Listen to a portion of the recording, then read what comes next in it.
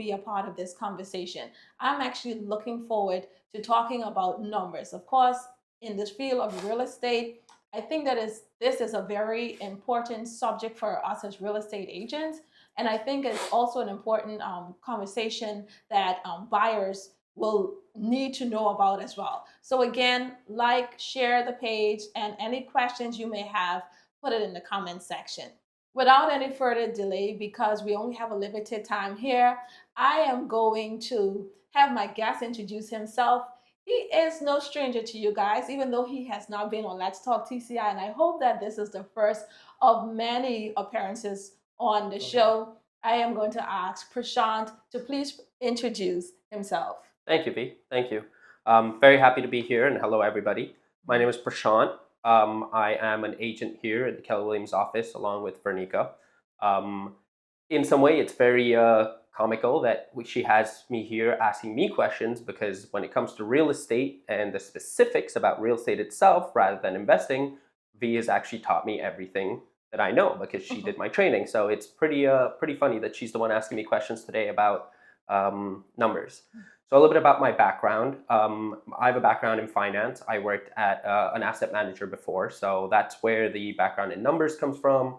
Very investment focused. Was dealing with a very different kind of investment before. And when I moved back to the Turks and Caicos, because I did grow up over here, I took that knowledge about investing in the markets and how to think about money and numbers, and started applying it to real estate over here, along with Vernika's help in learning about the real estate space on the island. So it's just a pleasure to have you here. Prashant, like he said before, he's actually a part of Team Keller Williams Turks and Caicos, and he's actually our numbers guys in the office. Every time we have to do a big presentation, we're knocking on his door and we're calling him, hey, Prashant, come on over and help us get these numbers right. So it is a pleasure to have you here today.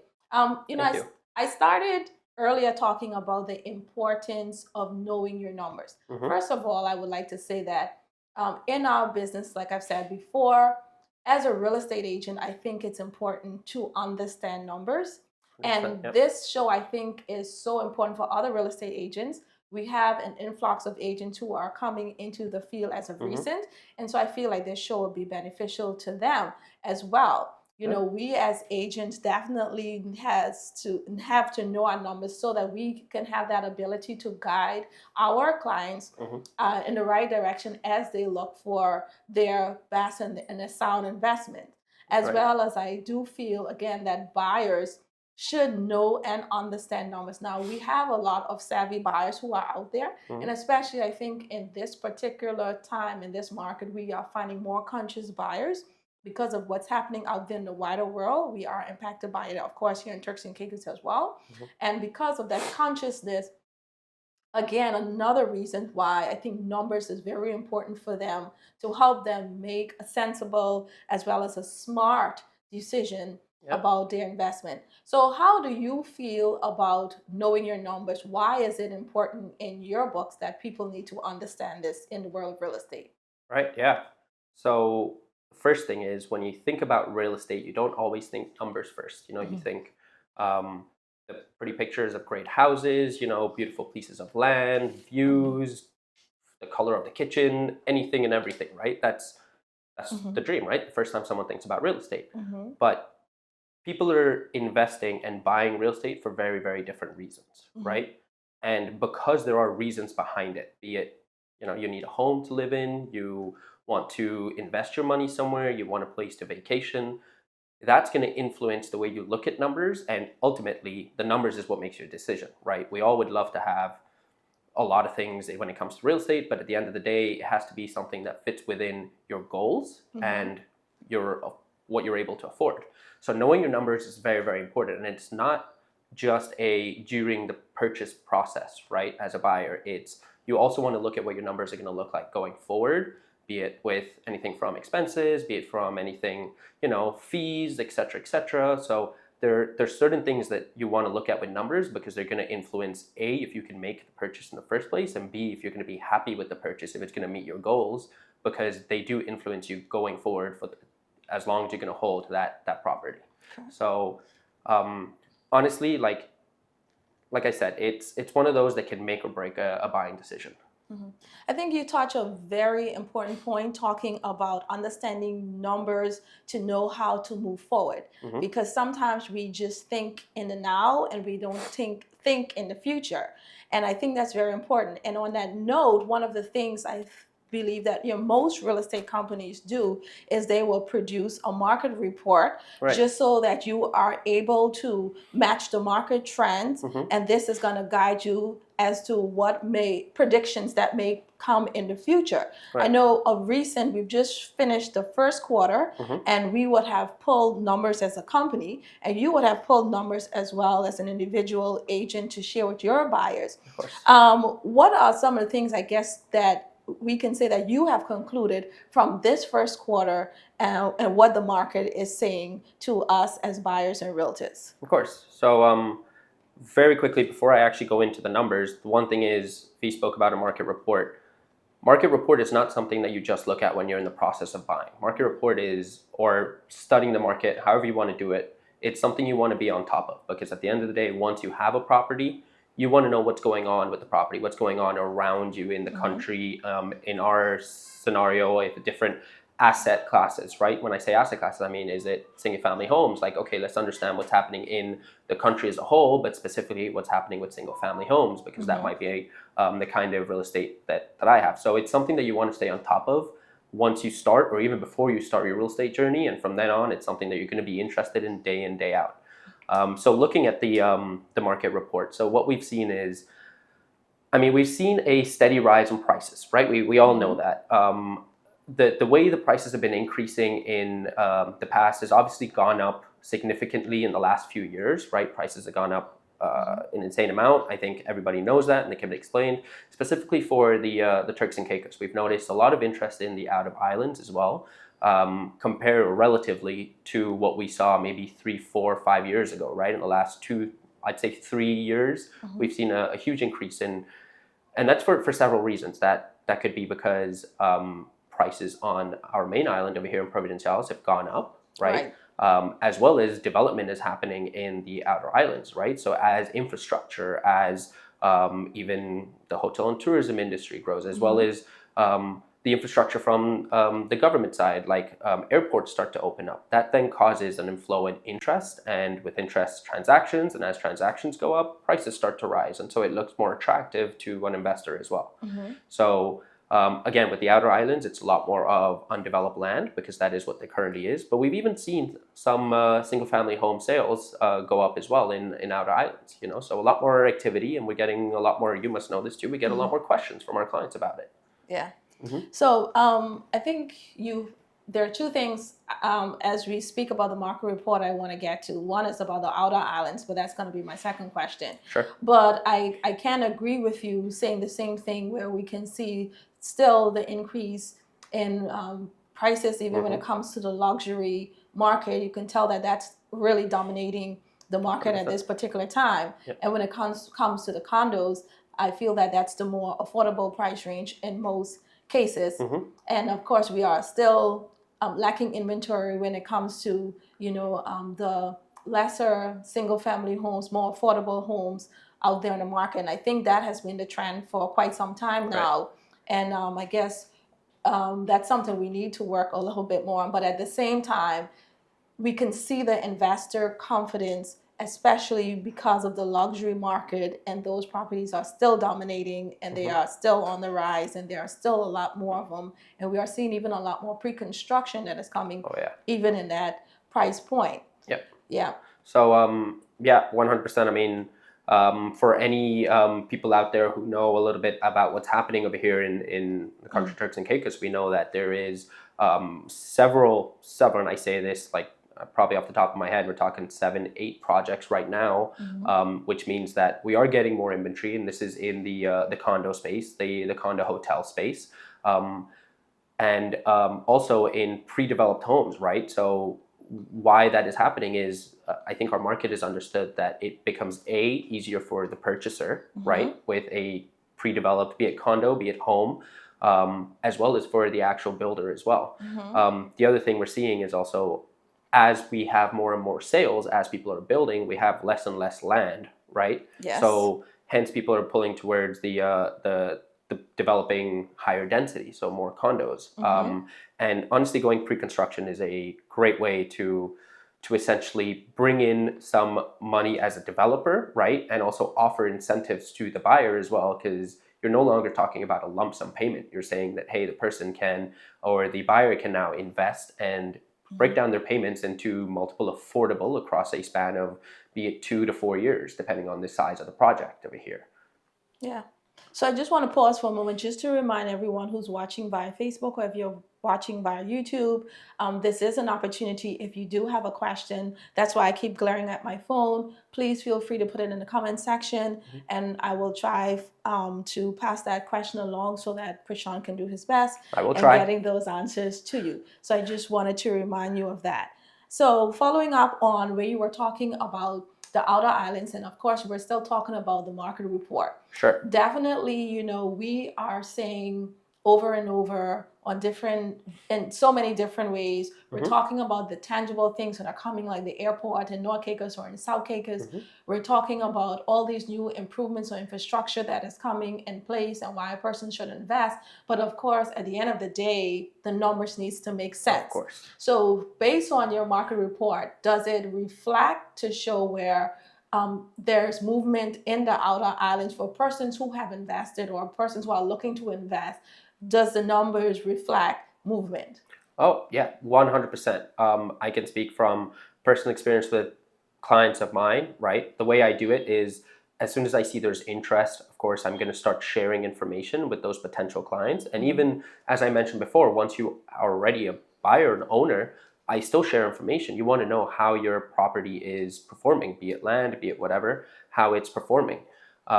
So I share those numbers, and I can tell you from historic, yes, they go up in value. We've seen that, right? We haven't seen as much of a rise as Providenciales, of course.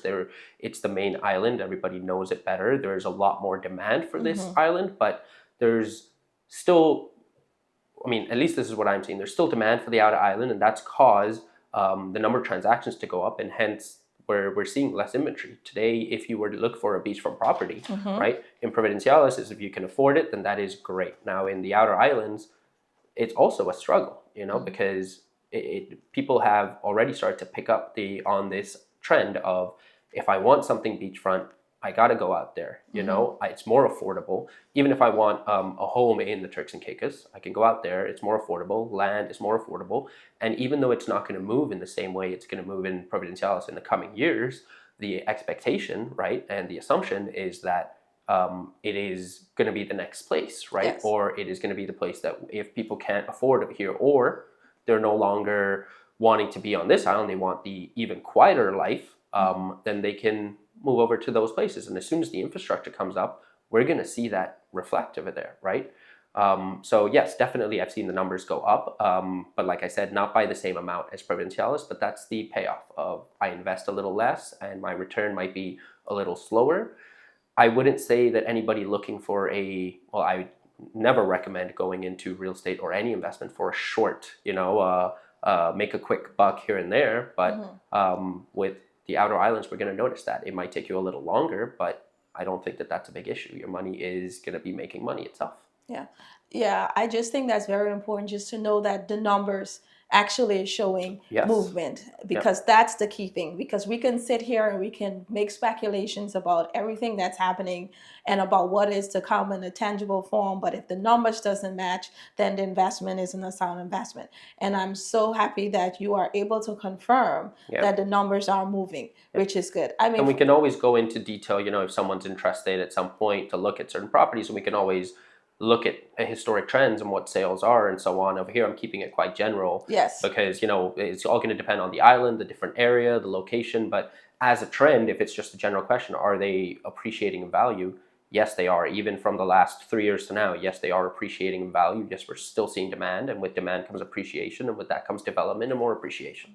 Yeah, that's good. I think that's a very positive note for those who have properties in the outer islands, such as North Caicos, Middle Caicos, and the like. Just to know, yes, my properties are appreciating in value, and then there is a demand still for properties in the outer islands. On another note, we spoke about earlier again, in the market report about single family homes and where Yes. they are in the market. But Mhm. I would like to ask this question, for anyone who is looking to invest in, for example, a single family home, Mhm. what numbers, because we're talking about numbers here, what numbers should they actually also have in consideration other than the list price of a property? Right. Yeah. I think that's a very important question, because sometimes, I always say, if you are a doctor, you know exactly what questions to ask and what Mhm. to do. And as real estate agents, I feel like this is a very pertinent question for those who are trying to get into the real estate field for the first time. Right. They may not know exactly what to ask, and that's why I think I need to ask this Of question. course. What are some of the numbers? Because they wouldn't necessarily know to look for these particular things. Right. And I think it's great that you specified, someone who's looking to get into real estate for the first time. I think that the way I could look at it is there's, you can break up clients into different buckets depending on what they're looking for, right? You have the first time home buyers, you have the buyers who are looking maybe for a second home, that they're going to live over here for a little bit, be that local or someone from abroad. And then you also have the buyers that, are buying to spend a short amount of time here and then make some money on their property. So concentrating on the first time home buyer, like you said, that means we're going to be, or I'm going to be specifying different numbers, right? Because it's going to be their first time. So you'd have to think about the bare basics that honestly a first time home buyer doesn't always think about, right? There's an exciting time. It's your first purchase. It's probably going to be your biggest purchase, right? A home is probably going to be your biggest purchase at that point. So just looking at the list price or the purchase price will not be enough. First, Exactly. now we do say that this country, we don't have a taxes, and that's great. So, but that doesn't mean there's not any closing costs, right? I think that's the first one that you're going to see. And usually your agent will help you with understanding that, as well as the lawyer that you use. These are first thing, closing costs, right? So just the purchase price that you're going to pay, you're going to have to add on for that. And there's going to be something like a lawyer fee. There's going to be a stamp duty, and that can range, right? Additionally, for that, you also have to think, if it's your first home, are you going to be putting down all the money yourself? Do you have that sitting with you, or are you going to have to go to a lending firm or a bank and try and borrow some money? Now, with that, there are additional costs as well, because first thing you have to think about is when you get a mortgage, there's a stamp duty on the mortgage as well, right? There's a lawyer fee on the mortgage as well. There's a bank fee. So that's the first thing, right? The fees that come in with the actual purchase.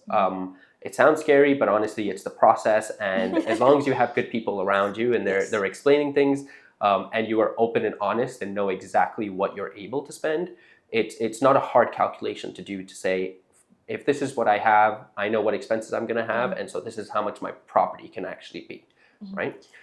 Now, once you're actually purchased the home and you've identified one, there's a lot of numbers over there. And these you have to be thinking about before you purchase the home. Because again, once you own it, you own it. You're going to have these expenses, right? So even though there are expenses that come up once you have the property in your name, it's great. But once you own property, there are going to be things that come with the property, such as, maintenance of the property itself, right? You mentioned single family home. So that means that the maintenance is on you, first of all. So two things. One, you have to have the time for that maintenance to organize it, right?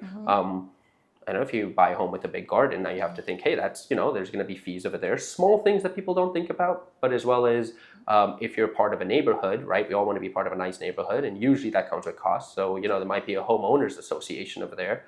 That's another cost that you have to think about, right? You have to start putting money aside for that. Sorry, but not even putting money aside for it when it happens, but if you have a mortgage, sometimes when we think about, hey, my mortgage is $1,500 per month, but then you don't realize that now you're putting in that homeowner's fee as well. So now you're looking to say that you have to come up with probably $2,000 per month. So it all adds up. Yep. So it's understanding from before you buy a property what you feel like your monthly expenses are going to look like. I would say think about everything. Think about any fees, like we said before, a homeowners association. Think about what your mortgage is going to cost you. Think about what an approximation of what your utilities are going to cost you. Think about an approximation of what maintenance. And the one thing that, as a first-time home buyer, I recommend always doing is, even if there's no maintenance in 1 month, put money aside for maintenance, right? Because maintenance doesn't come up every month, but when it comes up in a large amount. So putting money aside in a short bursts, Yes. a couple $100 a month, rather than $1,000 in one big, it's going to be much easier. You mentioned mortgages as well, right? Yes. If you're a first-time home buyer, that's going to be the first time you're experiencing a mortgage, and you're going to be dealing with a bank. You might deal with banks before. You might have dealt with a loan before, but in this case, it's a mortgage. So you also have to start to understand a little bit of what that means. Questions such as, and we mentioned this because as a first-time home buyer, the usual is you will be looking to get a mortgage, right? Yes. So a lot of questions then arise with just the mortgage piece itself. I definitely recommend speaking to an advisor. It could be at the institution that you're looking to get a mortgage itself. It could be possible that some agents do have experience and are willing to offer some advice. It could be the lawyer that's willing to offer advice, but think about things as interest rates, right? That's the number one question when you talk about mortgage. What is the rate? Understand what that means. That means that it's the percentage on the money that you have borrowed that you are paying back to the institution, right? Now, when you think about a mortgage, really, different banks will do it in a different way. It's easier to think about it as a fixed payment, so the same amount every month, right? And usually for a first-time home buyer, that's how they'll do it. But it is true that there is a mortgage type that also changes slightly every month how much you pay, right? But in both cases, what you have to think about is breaking down the number that you were paying, say it was $1,000 a month, right, into what part of that mortgage is actually paying the piece that you have borrowed back, which we call the principal, and what piece is actually the fee, that interest rate fee that you're paying the institution back, right?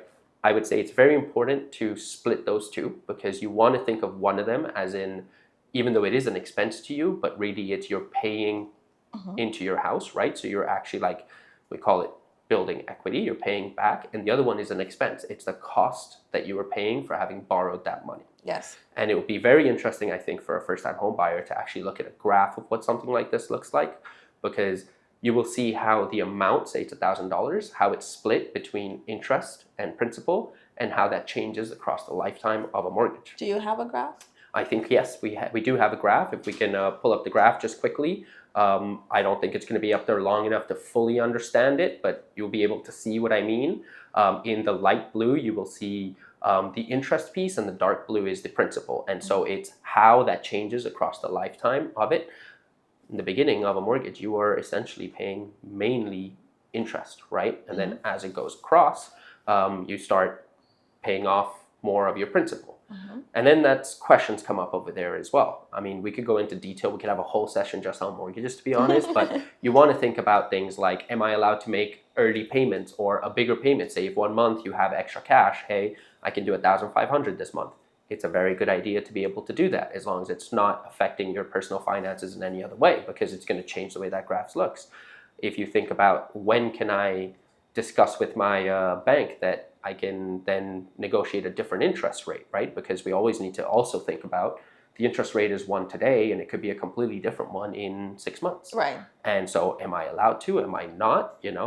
And the final thing is also understand how much you want to put down, right? Because you could put down anywhere from, 10% to 50%, right? Depending on where you're sitting. And so that's going to affect what your payment looks like. That's going to affect a lot of the times what your rate is as well. So there's a lot of questions over there to look at, and that is only talking about mortgages. And then, like we said, there's also the expenses piece and making sure that you have an idea of what this property is actually going to cost you to run, right? Yes. To actually run it. Yeah.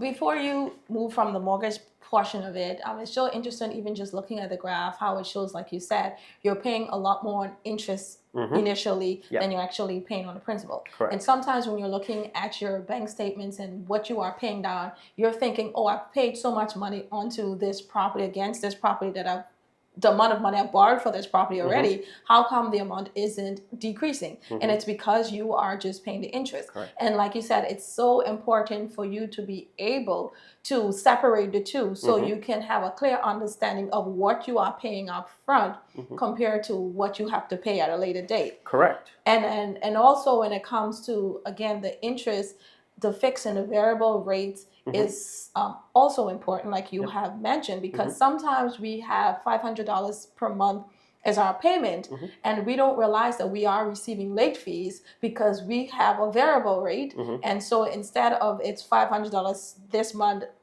followed by $500 next month, Mhm. we are actually paying $550 next month. Mhm. And these are small little things that we sometimes don't understand and we tend to 100%. overlook. And we want to go into the bank and we start arguing, how come I'm late paying, or Yeah. how come I have all of these fees that are associated, Mhm. not realizing that you have a variable rate, not a fixed rate. I mean, it seems simple, Yep. but it's like you It's the fine have print to also. Yeah.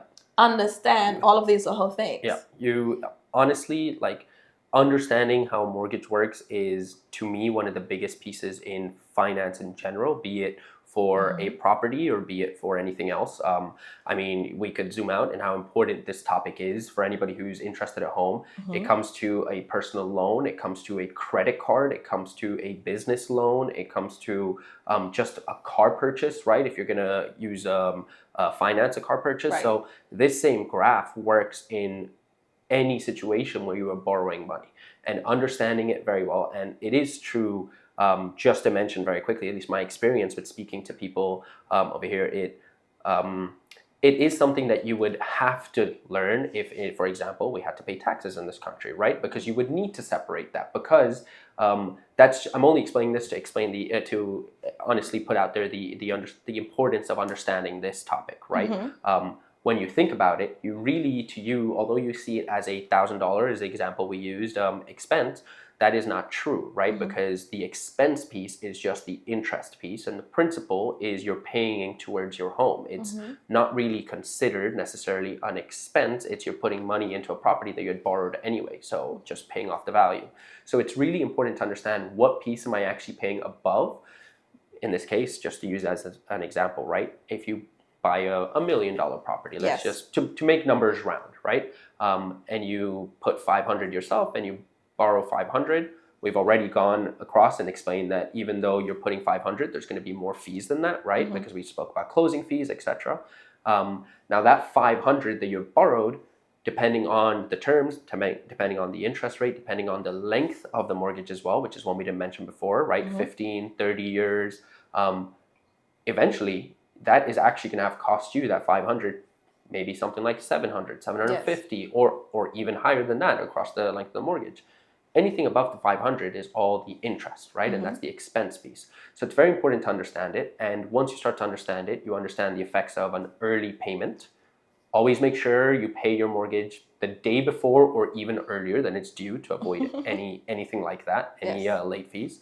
And the concept of when maybe a bank tells you, hey, you want to refinance your mortgage, it could be a good option, but it isn't always a good option, because you have to understand that graph starts from the beginning again. So even though you've gone across and done the majority of the lifespan of a mortgage of paying the interest and now you're paying the principal, the second that you renegotiate, you start at the beginning of the graph again, right? So it's very important to understand these numbers and to know that if refinancing is actually worth it for you or not, because you might start paying more in principal again. Well, I think also, I guess let me ask this question. You may not know, just talking about interest payments, paying on principal, the length of time in which you have to, your mortgage is for. Do you feel that for the most case, more of a shorter term bridge loan is a better option for most people, especially when you're thinking about the amount of interest you have to pay on these extended mortgages? So a bridge loan is named a bridge loan for a very specific reason, right? It's supposed to get you from one place to another. In a short period of time. Exactly. Like, that's the easiest way to explain it. Yes. It's not meant to be anything that's long term. Usual bridge loans, we're talking something like 2 years, right? Yes. You're expecting your financial situation to change very heavily in 2 years to be able for a bridge loan to make sense. Understanding that a bridge loan is going to cost you a lot more, and that we say cost because the interest you pay is going to be higher because the rate's going to be much higher. A bridge loan is usually used, like we said, with the situation where you're going to change something about yourself, be it if the actual property, you're going to have developed the property at that point because it's a construction project where today it's just land and it's worth X, and tomorrow it's going to be a condo or a home and it's worth Y, and so that's why I need the bridge loan. Or I'm looking for financing elsewhere but I found a property that I want to close on Right away. and so I need something quickly. In those situations, it makes sense.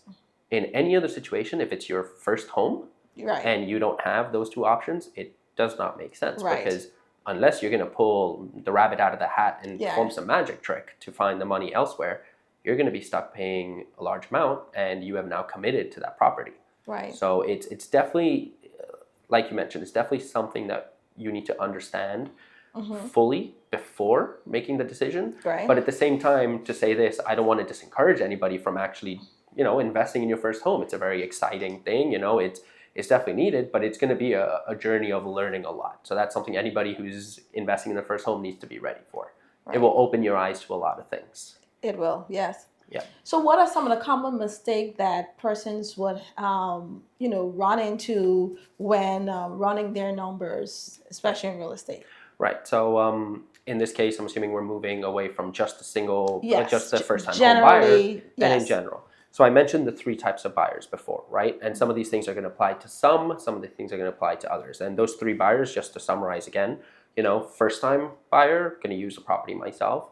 A second home, so be it I'm going to spend a year, 2 years in this home and then I'm going to leave. Or the third kind of buyer, I'm buying to spend a week, 2 weeks, a month in Turks and Caicos, and then I'm going to rent it for the other time to make an income. I think that a lot of the expenses that we spoke about before, you'd be surprised because even if it's not your first home, some people still overlook those expenses, right? So that's the one thing is understand your expenses. Understand, be it, we spoke about a homeowners association, there's also a strata, right? Quickly, just to go into the strata, explain what that is, and also because we see a lot of condos over here and a lot of townhouses, right? A strata is essentially the corporation that's going to manage this, right? And with that comes a fee, right? Yes. That could be any communal expenses, be it the pool, be it a gym, be it the watering of and landscaping, be it the maintaining of the gate to enter your property, and anything else that's shared, such as a communal roof, because when you're a condo, you all share the same roof, Yes. exterior walls, right? So there's fees involved. Not only do you have to take into account those fees, but you also have to understand where the property sits.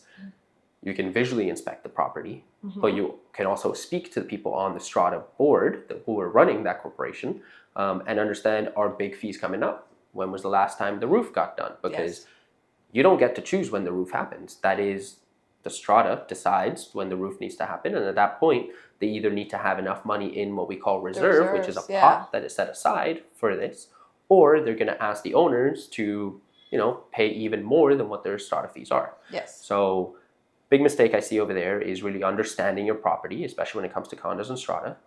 Another one, if you're looking at, say... So before you finish, Sure. so just to simplify, so basically if you're making an offer on a property, you want to ask if there are any upcoming assessments on this property, just to make sure when was the last assessment made.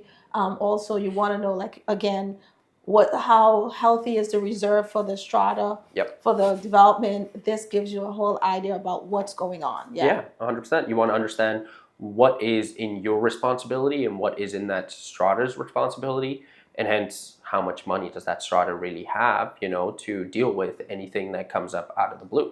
So you're no longer talking about just something that happens inside your home, right? I don't know, a leak or an appliance broke or something like that is going to be an expense.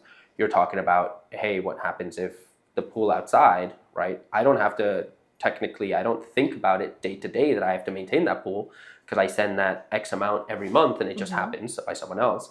But tomorrow, if that pool needs something new, do they have the money for that? Or because it's technically my pool too, I'm going to have to put some money in. And with that same conversation for something like a gate, a roof, etc., it is understanding the property in the same way that you would go into a single family home and inspect the roof and make sure, because that is your home and that means that it is on you, the expenses.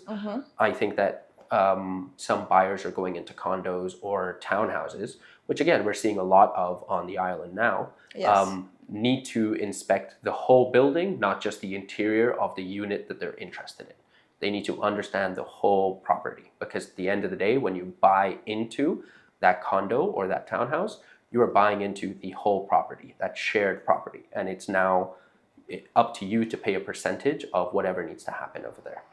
Sorry, interesting that you said inspect, because I know most times when we talk about even just regular home inspections, people just refer to it as, single family home or standalone villa. They talk about inspections, but it is actually a thing that you inspect condos. Oh yeah. It is a thing. Oh, yeah. I just wanted to point that out, because some people just feel like because you're moving into a condo that everything is where it's supposed to be. It's all set. There aren't any issues.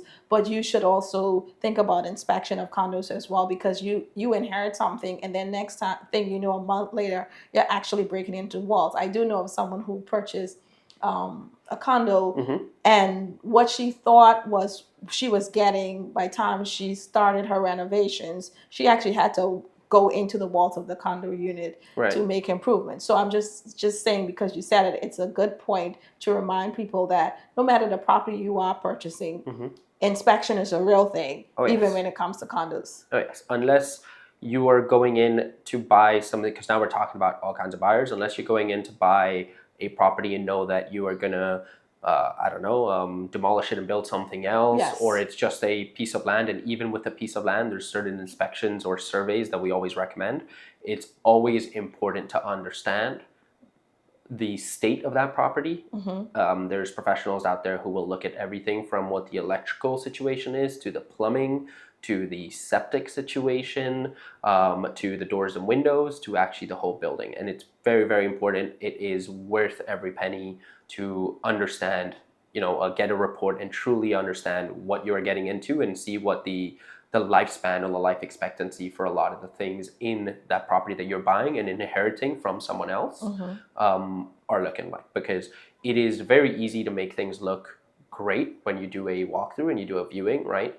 The story could change when you actually start making use of the actual property, and you want to know that you're getting into something with no surprises. Because as we said at the beginning, everybody has a reason to get into real estate. So some people may get in and say, I'm going to renovate anyway, so I'm expecting to spend money. Other people are looking for a turnkey.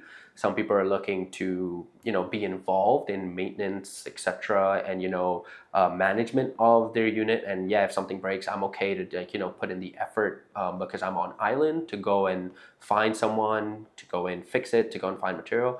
Other people are looking to just buy and sit back and let someone else deal with the whole thing, right? And then you have to talk about property managers, and that's going to lead me, unless you have more questions, into the other thing when you said think about things as a buyer, right?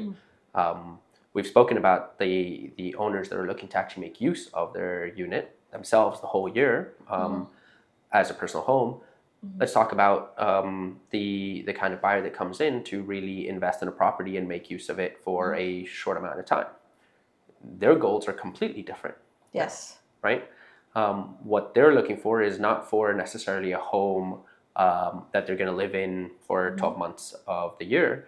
They're looking for something that they're going to enjoy, and then a lot of the times leave the country and be somewhere else. So that changes a lot. That means you're not going to be around for the majority of the year, right? Do you want to be away and hear that something went wrong in the property and you didn't expect it, and now you have to fly back? Do you need to find someone on island who can handle these kind of situations for you? Do you need to find someone who will handle rentals for you if you want to make an income? Is the rental program at the property, if you're not buying a single family home, if it's more like a condo or a townhouse, am I allowed to do, questions that they, the initial question was things that they don't look at. So these are things that they don't look at. Am I allowed to do what my intention is with this property? Am I allowed to go and find someone who I trust to maintain and manage this property with guests? Or do I have to use a very specific person? What are the rules over here? Those are a few things that I see with the investor group who come over here and just want to put some money down to enjoy a property for a little bit. And again, we said their goals are very, very different. And finally, when you're just running your numbers, be it if you're going to do a long term or even a short term, you always need to think about vacancy. People don't think about that. You have to understand and calculate in there a worst case scenario, always. Yes. I said before, even though a month goes by without maintenance, take that money aside that you've budgeted and put it in a separate pot. You don't want surprises. In the same way that if you're calculating that you're going to rent a property, right? Which I'm sure we'll speak about in a little bit on how you calculate that, your return. But you cannot assume it's going to be rented for 365 days a year, even if you're doing long term. You have to assume that there's going to be a time when you're changing over from different tenants, and there's going to be a time where it might be vacant. And it's much better to be happy with numbers that are worst case scenario and be pleasantly surprised when the scenario is better than to run your numbers on the best case scenario and not be able to meet them. Right. I think on that note, I think that is the perfect opportunity to ask you about how you calculate your return on investment on rental properties, because what you're talking about, but also because we know that Turks and Caicos has a very vibrant rental market. Many people are actually, from a long-term and a short-term perspective, but a lot of people are actually taking their short-term properties, their long-term 12-month rentals, turning it into short terms because of the profitability of it. But you don't want to just hear it's profitable. We need to understand how to calculate to know for sure that it is profitable. So how would you tell someone, how do they go about understanding how to calculate based on any property rental returns? Right. So first, I just want to quickly split this into two, right? Because we said rental, we have the short-term space, we have the long-term rental space, right? Long-term rental is a little easier. You're going to put a tenant or find a tenant to live in your property. You're going to, when you're thinking about it, you have to think about, hey, what money am I going to get back for this, right? So what does the contract say? They're going to pay me $1,000, $2,000, $3,000, whatever it is, right? And then on top of that, you have to think, if they're in the property, I need to understand what I'm still paying for in that property, right? One that we didn't mention before, by the way, and I think is an important one as well, insurance. That's a big one. When you're thinking single family home, you have to think insurance, right? Especially if you're looking to borrow money to buy your home, no one's gonna lend you money with that insurance. So in this case, if you're renting it to a long-term renter, you're gonna pay insurance. Your HOA fees that we spoke about before, your strata fees, whatever it is, the owner's still paying those. The good thing is they're not paying utilities, right? That's the main one. Really, it's utilities. Sorry, not to cut you across, but in regards to insurance too, if you are taking on a mortgage, the bank is going to make it mandatory that you have insurance on the property. And sometimes we don't calculate that in the cost when we are getting a mortgage. Now, I know some banks that they do allow you after a certain period of time to seek your own insurance on the property, but definitely if you don't do that, they will cover you and bill you for it. So that's something you have to also think about. You made a very good point. Yeah, exactly. So again, long term, think about your expenses, put them down. Being a numbers guy, I'm a big fan of Excel, or any spreadsheet kind of thing. It's not very hard. You put in what you're going to make. You put in every single expense you could think about. Think about everything. Think about if I have a septic system, for example, what's that going to cost me? Like when I'm saying maintenance, think about maintenance. Try and think about everything that you could possibly think about, what could go wrong, and add on a little bit extra on top. You don't want surprises. Add on a little extra. If that extra happens, then great, you already took that into account. If it doesn't, hey, you know what? You made a better return. So what you make from the renter, what all your expenses are, think about all of them, obviously subtract them, great. And then using that, you can divide that by what you paid for the property to understand what your income is. It's very, very simple if you think about it. But really now when you go into the short-term space, the assumption is always, I'm going to make a better return. And although that is very, very true, or for the most part true, there are a lot of things that you still need to think about. Putting a property on the short term. I mean, Vernika's seen it, I have some clients with properties on short term over here. And even though it's not necessarily my job to be in charge of that space, it is something that you're constantly think about, right? You're going to have a different person in your property probably every week, probably more than one person in your property, one booking in your property every week. What does that mean? That means that there's a lot of running around to do things, right? So this is not a numbers thing, but you do need to think about your time as a numbers thing too, right? That means it's going to take your time, or you're going to have to pay someone to do that. So that's a number that then you have to take into account. For the most part, it is a percentage of what you make they're going to take. So it could be anywhere from 20, 25, going all the way up to, I've seen up to 55%, right? So it depends on who and how you're renting with, how much of, we call it the commission split, that person who is doing the hard work of having a short-term renter in is going to be taking, right? So that's one number you got to think about. Now, second, when you're in short-term, the utilities are all on you now, right? So that's a number that now you have to think about. You're also paying. So even though you're getting a higher amount for rent, your expenses are for sure going to go up because you are paying for the electricity, you're paying for the water, you're paying for the internet, you're paying for anything that is to do with that property. That person's paying that one fee and walking out, right? And from that one fee, you also need to give a little bit of it to the person who is managing that property for you and doing all the headaches. So a general rule, especially with single family homes, a good way to look at it is if someone's paying $100 a night for the stay, obviously it's going to be higher, but just to use round numbers. Usually the way I like to look at it is, especially in a single family, think about 33% going towards paying people who are helping you out, helping you get the booking. 33% is probably going to go in expenses, and 33% is what you're going to end up keeping. So 33, 33, 33. Correct, yes. Because at the end of the day, like I said, all expenses are now on you, as well as you're splitting this amount of money. I said single family home. The second you go to a condo, we know condo splits are, close to 50-50 at times. So again, it changes the game a little bit. But we said the intentions of everybody are different and what they're looking for. Maybe they're not necessarily looking, some people might not be looking to make money every month. They might be just looking to have that place that they can enjoy, not cost them anything, and just looking for the appreciation in the property.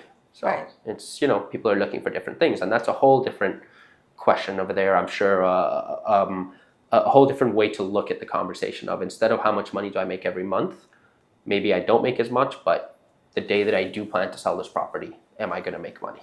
Right. So that leads me to my second question before I get there. Okay. We're winding it down. Yeah, we're getting there. But I just want to be clear. What is the clear? We've spoken about a lot of things, the numbers that we need to look at in terms of calculating the return on investment from a rental property. And you've mentioned it before, but I just want you to clearly state it again. What is the actual formula? Expense divided by sales price? Gotcha. Tell me what it is. Okay, so if you really look at it, it's called cap rate or capitalization rate. And really it is your net income divided by your purchase price, right? That is what the general formula for a capitalization rate is. And that is essentially after having paid everything that I have paid and after having looked at what exactly I'm making from a renter and paid off everything, so essentially what hits my bank account or sits in my pocket, right, in that year, right, this is for the whole year, divided by what that property costs me, you're going to come up with a percentage, and that is your capitalization rate. There's a lot of different ways to look at it. That's the general. There's a lot of ways to look at it because some people may say in the value of the property or what a property cost me. Are we talking about just what the price was, the purchase price? Or are we talking about the fees with the lawyer, with the stamp duty, etc.? So you can do your own little variation, but that's a good way to think about it is however you in that scenario want to look at what your purchase price was, right? And also looking at exactly what you are making and what's sitting in your pocket at the end of the year. So say if it was $1 million property, and you make, 100,000, for example, you just divide 100,000 by $1 million, and then you get your percentage over there, about 10%. So, that's the perfect way. Another way, if you want to calculate, if I want to do something very quickly and off the fly, and again, this is an assumption, so it's not necessarily always perfect, but it's just a quick informational. If I know that the rent on a property or the monthly, I can expect to return $3,000, for example, a month or whatever number you want to use, I'll quickly just times that by 10, right? Because even though there's 12 months in the year, I will take 2 months of it to be expenses, quick expenses. This is on the long-term space. And say, okay, well, that's going to be if I don't have time to do every single expense, or if I want to say even it doesn't make sense for me to even look at. Times it by 10, I'm assuming I'm only making rent over there for 10 months, and then it even brings up the question of, do I suggest this to a client or not? Just very quickly, just quickly off the fly. That's another one that I use myself. But again, that's just an assumption. Sounds good. I think we got it. Yeah, there you go. So the follow-up question also was about, now we talked about return on investment based on a rental income. How would we calculate return on investment just based on the purchase price of a property? The reason I'm asking you this in this regard is because, like you said before, we have various types of buyers, and there are some buyers who are not mainly concerned about the rental income.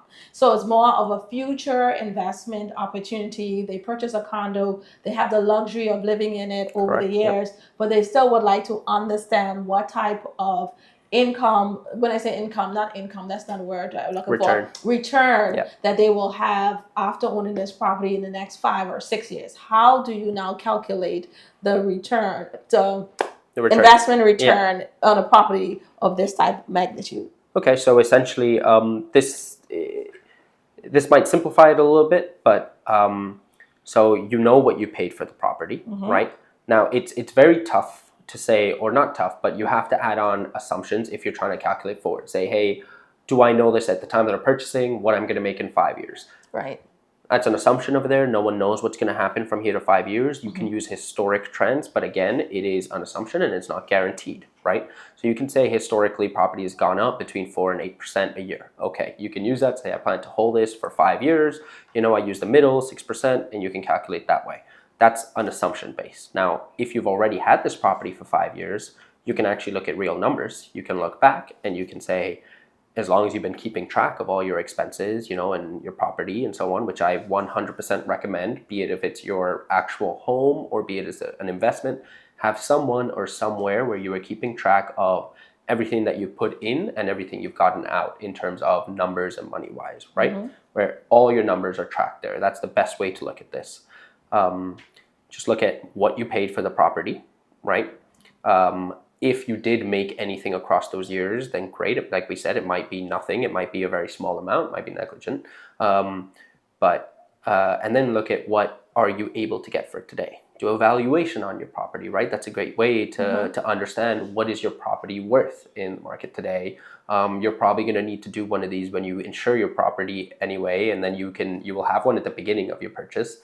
Get another one done at the end or at the 5-year mark, just to understand, is my property going up in value or is it not? And it's a very easy one, right? You're looking at, if I would sell it today, how much of the money that I spent on this property, right, including to purchase it, including to run it and so on, how much of that would then I be left with the money that I have today? So essentially, money I get today, remove all the money that I've already spent on it, how much am I left with? Whatever you're left with, let's use an example. $1 million again, right? You paid $1 million for it across the 5 years. It wasn't a property that was necessarily returning me much, and that was okay with me. I was enjoying the property. I was using it. I didn't expect to make money every month or every year on it. Today, it's worth $1.4 million, right? To be honest, in the Turks and Caicos, it's going to be worth more than that after 5 years, but you know, we're using simple numbers, 1.4. So you can look at it simply and saying, I spent $1 million, it's worth 1.4. If I were to sell it today, I would get 1.4. I spent $1 million, so I made 400 over there. Again, this is not taking into account any fees. You could do this adding on the fees, adding on the purchase fee, the lawyer fee, you know, etc., as well as the sales side. So it depends how granular you want to get. And then you've said, I put in $1 million, and in 4 years, I made 400, right? So across the span, I made 40%. 400 is 400,000 is 40% of $1 million, right? But I've held it for 5 years. So what you want to say is, yes, I made 40% in 5 years, but if I divide that by 5, I can see what I've made every year. Yes. Right? So that's a very quick and simple, easy way to look at it, to understand. Also, that's a great one, is when you talk about return, you really want to talk about annualized, right? So even if you made 40% in 5 years, you really have to look at it as how much did I make every year? Because when we think about investments, you always think about a yearly return, right? Before we spoke about capitalization rate, and I said you multiply it by 12. Yes. 12 months, a year. And the main reason behind that is when you're investing in property, you're doing it sometimes because you're making use of the property and you know you want to invest in Turks and Caicos because you want that lifestyle. But other times it's, you have to understand, is this investment make sense for me? Or is there somewhere else that also makes sense and I can make more money, right? So that's why to standardize it, you have to understand what each property would make you every year. That's, I mean, I think that was simply put. Hopefully. It was simply put, and I think it's really profound information that that you're giving us today. Definitely, even though I'm sitting in here and I am actually absorbing a lot, I know a lot of it, but I'm still absorbing a lot of the information you're telling because you're more the expert when it comes to Thank the you. numbers, Yeah. truthfully. And Appreciate so that. I will actually be rewatching this show as well because it is a lot of information that I can use in my professional career as a real estate. Now, one of the other things in talking about numbers, we, like you may know, have buyers who are considered supposed to be, I don't know what's the right term to use, but savvy when it comes to it. And they are asking about numbers to help crunch the numbers for them to make this informed decision about their buy. Sometimes they ask us for, like, especially in the condo market or when it comes to the rental, because like we're talking about rental and return, to understand it for 2 years, 3 years, 4 years. In your opinion, your professional opinions, how far back do you feel is necessary to be able to make an informed, a sensible decision about how what type of return a property is making? Right. Okay. So essentially, we're talking on the actual rental return on a property, right? Yes. So again, as I said before, it's very tough to just say this is what's going to happen this year, next year, and so on. The only way we can really do that is by making an assumption. And we make those assumptions using the historic. What has the property done in the past? This is, always remember that if someone's giving you numbers and telling you, hey, this is what it's going to make, that is an assumption. No one knows that unless they're guaranteeing that, right? So you do have to use historical data. In some condos, some situations, we said a lot of new properties, they might only have 1 year of data. So that might be the only thing you can use. And then you need to start making additional assumptions on top.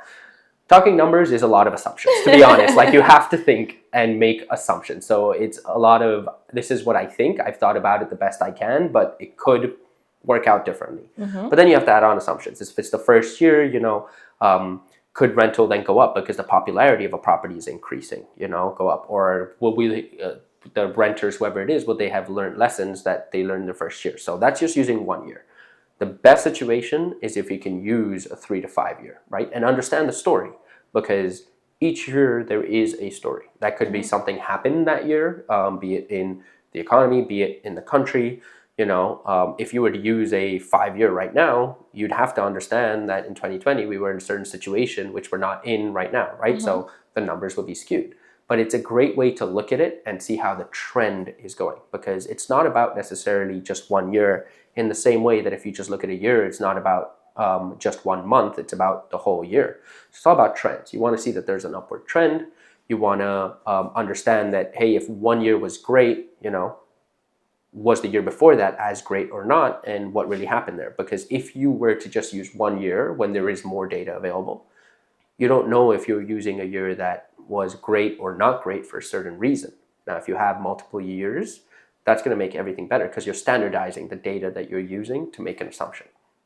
So the more historic data, without going too far, without making it too hard, the more historic data that you can get from a seller before you purchase their property, be it from the condo management company, be it from the property managers, the better, because you will be able to see what we call the trend and be able to understand the story, right?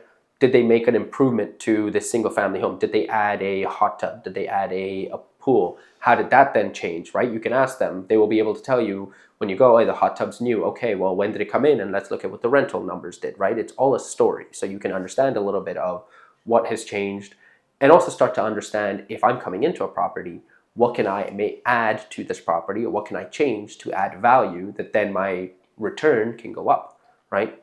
Something simple like a hot tub. Maybe I see the property, I like it, a kitchen renovation. That might then take my rental numbers to look better because the photos are now going to look different, modernizing it, etc. So historics are super important. It is avoidable in a situation where you only have 1 year, 2 years, because apart from that, you you don't have it. It's a new property. But the more you can get, up to 5 years, I think is great. And you need to not just look at it, you need to ask questions of why and what happened over there. Speak to the people who actually are doing the renting of it to understand the trends, to understand, it could be anything. Construction next door could have affected your numbers, you know, so you need to understand that. It's not just looking at them, it's questioning why and what happened. And what then do I, as the possible new owner, need to ensure happens so that the trend keeps going up. So on the flip side, that's from rental standpoint. Say, for example, we are considering purchasing a vacant lot. And of course, now we're talking numbers again, but this time we're not looking at rental data. We're thinking about, okay, what have this unit sold for? What has this vacant lot sold for in the past few years? How far back you think is significant for a transaction like that, where you're looking at the market trend? Over there, to be honest, it's interesting that you separate them, because I was thinking about this as I answered the question, that it's true that, especially as agents, you know, we are really, our job is going to involve more looking at this, you know, this part of things, and talking about the comps in a completely different way, the compensations of be it land, be it property values. So before you even look at the rental space, you're looking at, does this property make sense in its value, right? Land, whatever it is, you want to understand, how has the value of something similar changed in the past? So if it's a townhouse or a condo, it's a little bit easier, right? Because they're usually similar to the other townhouses and condos, and you can look at previous history of sales. If it's land, it is land, right? So as long as it's in the same location, you can kind of compare it. Houses are a little bit different. Each house is going to be different. But you want to go back a little less over there. I'd say like 3 years is what I like to use, because anything past 3 years now is you know, we, especially in Turks and Caicos, we've seen such a change in the prices, and they keep growing, that sometimes even talking about 3 years, I've had conversations with agents talking about this when negotiating and saying, oh, but this happened, you know, this sold for this in 3 years. And sometimes even 3 years is too far, because we're seeing changes in the market happen so quickly over here.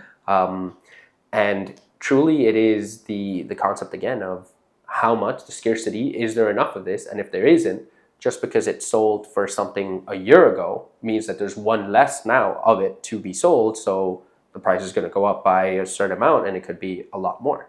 So it's a great indicator. It's a great indicator to look at the trend. It's a little tougher to use it to really value, because even a year in this country changes the price a decent amount, and that's a great thing. We've seen growth. But yeah, historics are always great to use. It's easier in some kind of purchases than others, simply because you want to make sure you're comparing to something as similar as possible. Right? So you want to make sure it has the same amount of rooms, same amount of acreage, same amount of amenities. That's how you make a true comparison, and that's not always the easiest scenario. Yeah, I've heard one agent said before, when I first started real estate, it's like in the U.S. it's easy to compare apple with apples, but in Turks and Caicos most times you're comparing apples with oranges, peaches, and pears. And pineapples. It's as different as that, to be honest. It is as different as that. Because we have such a big difference, and that's a great thing. You know, it makes our job very, very interesting. It makes the journey for a buyer very interesting as well, because it means that, you know, you truly want to do your data and understand over here, and you know, you have to be with people who really understand the market over here.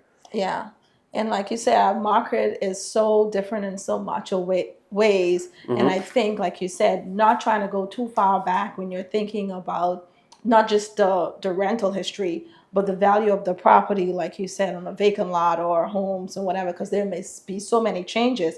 For example, you may be buying a vacant lot and then there are no homes around it, you know, 3 years ago, but now you're buying it fast forward in future, and there are like a hotel establishment right next to it, and that changes the value significantly. So it's making no sense going all the way 3 years back, and you probably just need to go back far as yesterday to be able to determine what's the true value of that property. And I think that's just important to understand the difference when we need to go back, I mean, how far back, and when we need to stay current when trying to define value and return on our investment. And again, like we said, it's all up to really in the numbers. There's a big part of it that is an assumption, right? Because as much as something sold for something a month ago, right? You're making an assumption on what the value is today, right? And you're just saying, this is what I think it's worth, and then you have to find someone who's also willing to say that I think that that's worth that same thing, and so I'm willing to pay that for that.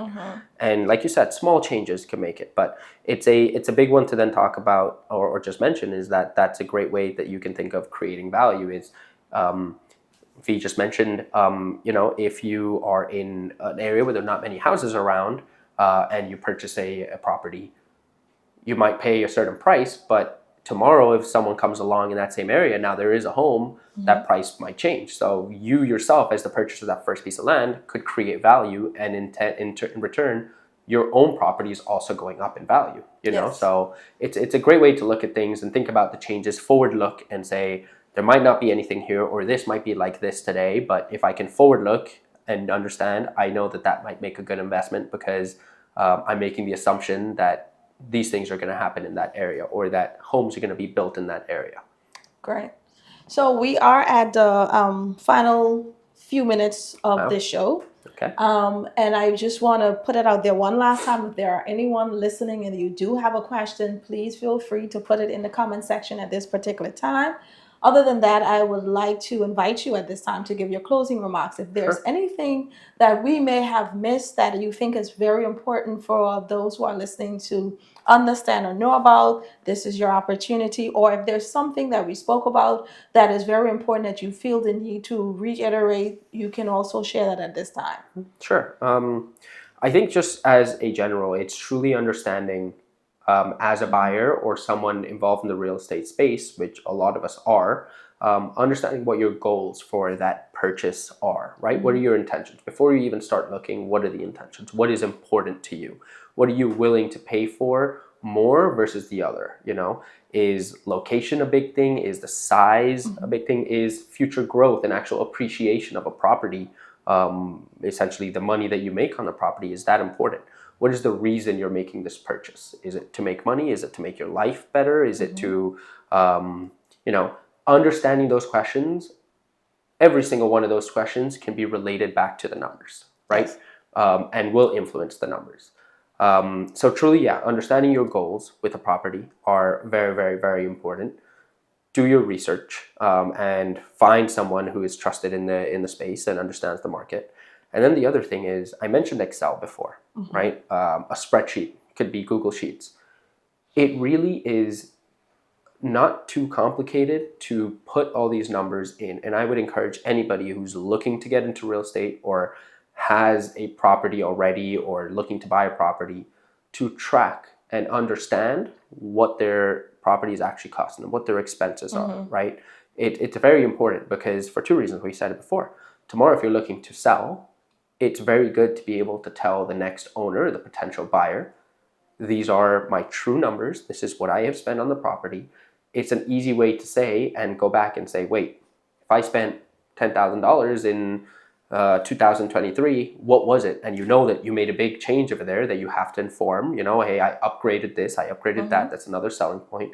And it's going to also help you truly understand, did this purchase meet your goals, or how are you going to do it differently next time, right? Did I make money? Did I not? Did I enjoy it? Was changing that kitchen that I did 2 years ago, did that add value to my property? Did it not? Did the landscaping? Tracking your numbers and understanding your numbers. And I'm sorry, but I'm going to say that this for your whole life as well, to be honest, like truly understanding your finances in real estate, but as well as just yourself personally. It's just so important, right? It tells a whole story, and everything and every decision we can make is super influential into it. So yeah, that'll be my big thing. It's just, it's not hard to do. It's just write every single expense down that you make on a property because it will help you at some point. Right. I think that's great advice. One of the things I would like to add to what you are saying, sometimes we speak about tracking our numbers and knowing our numbers. Sometimes we don't know where to go or who to lean on sometimes to help us to track or know these numbers. And I would like to say, for example, guess what? If you're going to if you're getting a mortgage, the best person to go to is go directly to the bank and tell them to give you a breakdown of exactly what these numbers will entail. Because we as real estate agents, we can provide a lot of these numbers for you as well. But sometimes it's based on assumptions or just general numbers. But speaking directly with your loan officer, they are able to write down every particular number. What's the insurance going to be? What's the monthly payment going to be? What's the interest rate? Whether it's fixed or not? What are the deposits? Even if it's life insurance is involved, they are able to give you the bulk of a lot of numbers that you are looking at. Your real estate agent can provide you with numbers such as, like they were talking about, the reserves from the condos or your home HOA fees, all of these things that are pertaining to the property, that you can gather that information there to know what those numbers are. And also, if you have an accountant who does a lot of your day-to-day expenses, I think that's a good reference point for you, where you can have your accountant give you a breakdown of what type of spendings or expectations you should look at. And if you don't have an accountant, like Prashant had said earlier, a spreadsheet is gonna be your best friend. And just research. I feel like a home, even if it's a first home, is one of, like I said before, the biggest purchases that a lot of people make in their life, or at least when they do make it at that point, it'll be the biggest purchase. And it is the investment, if we want to talk about it as an investment, because buying a home is an investment. It is the one investment that is the most popular, right? Before even investing in a business or a company or the market, whatever it is, people are going to buy a home. That's their investment. Ask questions. Ask questions to people who own a home. Ask questions to your parents if you have to. Ask parents to other people who have a mortgage. You learn so much from just the experience of, oh, this came up, that came up, or there's this fee, there's that fee. Doesn't hurt, but definitely I think it's very, very important to just know the numbers. Like, the whole topic of this is just knowing your numbers before, because it is a much more pleasant experience when there's no surprises and you've picked up as much information as you can. And it really is, although it might sound like it right now, sounds maybe a little scary, with the numbers, it really isn't, and it's going to help out, be it today, be it tomorrow, be it when you go to sell and move on to the next property. I agree with you. Yep. So, no questions. In closing, I want to say to you, of course, like I said, this was not our scheduled show for this week, but we had to get it in. It's a very important topic. So I will be back on this Thursday, the 15th of May. I'm actually going to be speaking with two lovely ladies from the Financial Services Commission. We're actually going to be talking about clients' due diligence, knowing your clients. And it doesn't just fit for real estate, but it's something that all business owners should try to understand who they are working with and dealing with, and what are the requirements from the Financial Services Commission. So please don't miss that show on this week, Thursday. And also, I will say to you, I think it's the following week, I do have somebody from the bank who are coming on, and that's a perfect opportunity for you to bring any questions about your mortgages. Yeah, those are great people to ask. Yeah. And be able to help them to crunch those numbers, or give you some more information about the numbers you need to look at when you are trying to get a mortgage with one of the banks. So please bear that in mind. Start formulating your questions, mark it in your calendars, and be ready, because Let's Talk TCI Real Estate is going to be in your homes Thursday and the following Thursday, just to make sure you get all your real estate filled. With just your real estate fill in the Turks and Caicos Islands. So without any further delay, again, thank you so much, Prashant, for gracing me with your presence. Thank you for having me, Renika. I very much appreciate it. Thank you. It's great, even just speaking about it, to have a little recap myself, so this is really, really good. Great. And thank you to my listening audience for always being there, and thank you always for your support. Thank you for the likes and the comments. And if there's ever a subject you want us to speak about, just let me know and I'll do my best to get it to you. And until next time, like I always say, stay safe and remain blessed. Have a very good evening. Take care, everyone.